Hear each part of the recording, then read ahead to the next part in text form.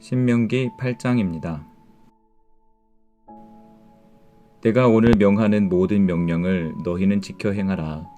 그리하면 너희가 살고 번성하고 여호와께서 너희의 조상들에게 맹세하신 땅에 들어가서 그것을 차지하리라. 내 하나님 여호와께서 이 40년 동안에 내게 광야 길을 걷게 하신 것을 기억하라. 이는 너를 낮추시며 너를 시험하사 내 마음이 어떠한지 그 명령을 지키는지 지키지 않는지 알려 하심이라.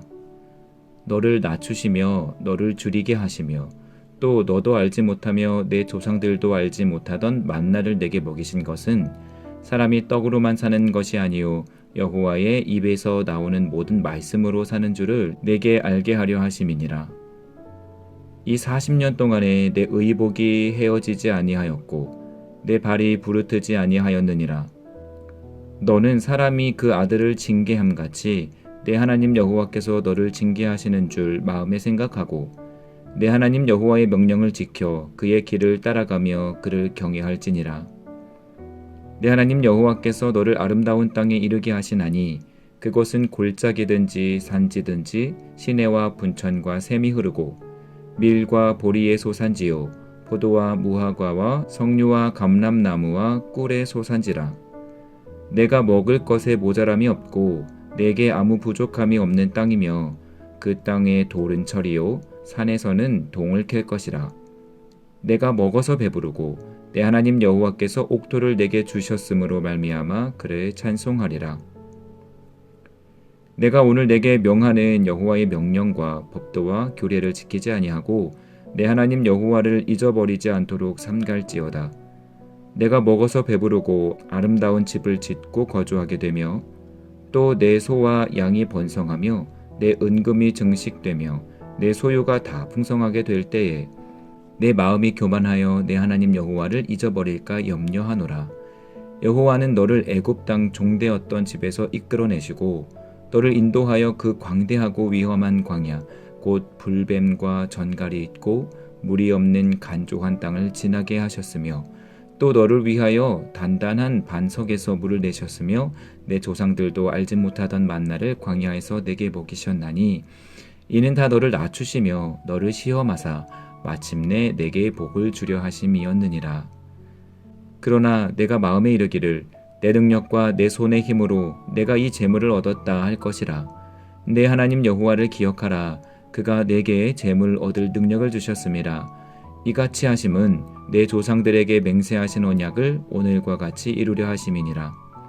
내가 만일 내 하나님 여호와를 잊어버리고 다른 신들을 따라 그들을 섬기며 그들에게 절하면 내가 너희에게 증거하노니 너희가 반드시 멸망할 것이라. 여호와께서 너희 앞에서 멸망시키신 민족들 같이 너희도 멸망하리니 이는 너희가 너희의 하나님 여호와의 소리를 청종하지 아니함이니라. 아멘. 하나님께서는 신명기 8장에서 이스라엘 백성들을 40년이나 광야에 거주하게 하신 이유에 대해 말씀하여 주십니다. 이스라엘 백성들을 애굽에서 구원시키신 후 곧바로 새 삶의 터전으로 옮기지 않으신 데에는 특별한 목적이 있었던 것입니다. 크게 세 가지를 말씀하시는데요. 첫 번째는 낮추기 위해서, 둘째는 시험하기 위해서, 셋째는 하나님의 돌보심을 가르치기 위해서였습니다. 즉, 새 땅에 어울리는 새 민족으로 개조하려 하신 것입니다. 첫 번째 목적은 낮추시기 위해서입니다. 광야에서의 40년은 이스라엘 백성들을 겸손하게 만드는 과정이었습니다. 하나님은 이스라엘 백성들을 가만히 놔두었다가는 새 땅 가나안에서 하나님을 잊어버리게 될 것을 아셨습니다. 애굽에서의 해방도, 광야의 횡단도, 가나안의 민족들과의 전쟁에서의 승리도 자신들의 힘과 능력으로 가능했다고 생각할 테니까요.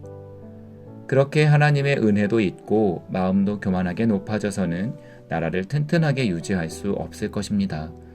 하나님은 광야에서 때에 맞는 훈련들을 통해 이스라엘 백성들의 마음을 겸손하게 만들어 가셨습니다. 교만한 사람들만 모여 산다면 어떤 일이 일어날까요? 자기만 아는 교만한 사람들은 다른 사람의 처지를 공감하지 않습니다. 교만한 사람들에게 타인은 싸워 이길 상대, 딛고 일어설 발판, 나를 돋보이게 만들어줄 비교 대상일 뿐 더불어 살아야 하는 이웃으로 생각하지 않습니다. 둘째, 하나님은 이스라엘 백성들을 시험해 보기 위해 광야로 이끄셨습니다. 그들이 하나님의 계명을 지키나 안 지키나 보기 위해서 40년을 지켜보셨습니다. 애굽에서 노예 생활이 너무 고통스러워 하나님께 구원을 간절히 구했지만 그들이 정말 하나님의 백성이 되는 것에 만족할 것인지를 확인하려 하신 것입니다. 이스라엘 백성들은 이 시험에서 수많은 오답을 적었습니다. 배고프고 목마르고 지칠 때마다 그들은 모세를 찾아가 원망하였고 심지어 애굽에서의 삶을 그리워하였습니다. 하나님께서 구원하여 주신 애굽으로 다시 돌아가겠다는 이스라엘 백성들의 답안지를 받아든 하나님의 마음이 어떠셨을까요? 물론 이스라엘 백성들을 위해 중보한 모세의 간절한 기도가 있었기 때문이기도 했지만 다행히 하나님은 한 번의 시험으로 판단하지 않으셨습니다. 오랜 시간에 걸쳐 계속해서 지켜보셨습니다. 40년이 아니라 단 40일 동안 시험하셨다면 그들은 가나안에 도착하지 못했을지도 모릅니다. 하나님은 오답을 바로잡을 기회를 계속해서 주셨고 마침내 가나안 앞까지 도착할 수 있었습니다. 셋째, 떡으로만 사는 것이 아니고 하나님의 입에서 나오는 모든 것으로 사는 것임을 가르치기 위해서였습니다. 우리말 성경에선 하나님의 입에서 나오는 모든 말씀으로 번역되어 있지만 히브리어 원문에는 모든 것이라 해서 말씀에만 국한하고 있지 않습니다. 즉, 만나는 하나님의 돌보시는 은혜의 모두를 상징합니다. 이스라엘 백성들은 양식을 위해서 아무런 수고를 하지 않고도 끼니를 해결할 수 있었습니다. 아담의 범죄 이후로 인간은 땅을 경작하거나 가축을 기르기 위해 땀 흘려 수고해야만 양식을 얻을 수 있었습니다. 그럼에도 하나님은 만나를 내려 백성들을 먹이셨습니다. 만나를 내림으로 하나님이 먹이신다, 하나님이 양육하신다는 사실을 직접 몸으로 체험해 깨닫도록 하셨습니다. 만나만 하나님의 은혜가 아닙니다.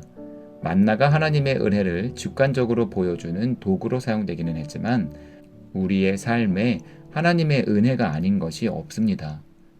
광야라는 특수한 상황 속에서 이스라엘 백성들은 하나님의 은혜가 없이는 살아갈 수가 없었습니다. 애굽에서 나올 때 애굽인들을 통해서 많은 양식과 재물을 얻었지만 그것은 금방 동이 났습니다. 세상의 물질로는 필요를 모두 채울 수 없습니다. 하나님은 이스라엘 백성들의 마음에 내 능력과 내 손의 힘으로 내가 이 재물을 얻었다는 생각이 들 때가 올 것이라고 말씀하십니다. 그때 분명히 기억해야 하는 것은 그것이 사람의 능력이 아니라 하나님께서 그것을 가능케 할 능력을 인간에게 허락하셨기에 가능했다는 사실입니다. 사람은 떡으로만 사는 것이 아니고 하나님께서 먹이시는 은혜로, 하나님의 돌보시는 은혜로, 하나님의 채워주시는 은혜로 살아가는 것임을 분명하게 기억해야 합니다. 앞에 말씀드린 광야 40년의 목적 3가지를 하나의 문장으로 압축한다면 이것입니다. 복을 주기 위해서입니다. 즉, 가나안이라는 복, 그리고 그곳에 어울리는 하나님의 백성이 되기 위해서 40년의 광야 생활이 꼭 필요했던 것입니다. 복이 진정으로 복이 되기 위해서, 복을 사람들이 알아차리도록 하기 위해서 하나님께서 광야로 이들을 이끄셨던 것입니다. 하나님은 광야에서 이스라엘 민족들과 언약을 맺으셨습니다. 그 언약이 바로 1절 말씀입니다. 내가 오늘 명하는 모든 명령을 너희는 지켜 행하라. 그리하면 너희가 살고 번성하고 여호와께서 너희의 조상들에게 맹세하신 땅에 들어가서 그것을 차지하리라. 언약은 일방향적이지 않고 쌍방입니다. 한쪽에서 조항을 이행하지 않으면 언약은 파기될 위기에 처하게 됩니다. 사람이 언약을 깨려 함으로 돌보시는 은혜가 멈춘 적이 있지만 다시 돌이켰을 때 하나님은 다시 약속을 이행하셨습니다. 이 언약은 영원한 약속입니다. 우리에게도 동일하게 주어져 있습니다. 우리가 먼저 언약을 깨지 않는다면 하나님은 영원히 언약을 신실히 이행하십니다.